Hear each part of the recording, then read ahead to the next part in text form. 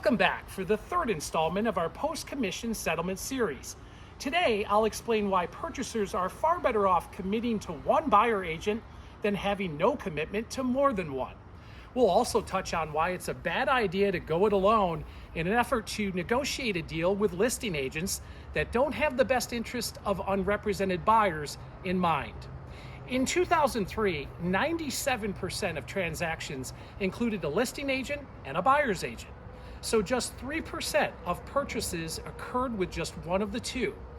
Buyers have always had the option of contacting a listing agent in an effort to bypass representation, but if they succeed with that in the future, they won't be able to tour homes without a signed agreement, even if the seller's okay showings by their agent or a colleague of the agent. If purchasers want to remain unrepresented on the buying end, they will be at a very big disadvantage because they'll have no advisor to help them structure a winning offer and to keep them aware of competing offers and economic changes that can affect the marketplace.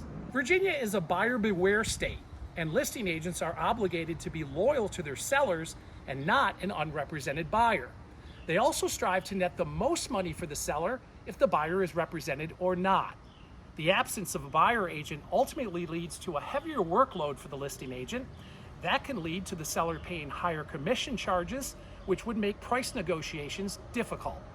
And finally, unrepresented buyers would face the burden of coordinating tours with multiple listing agents, which can hinder their search with delays and also lead to missed opportunities in a fast-paced and super competitive market.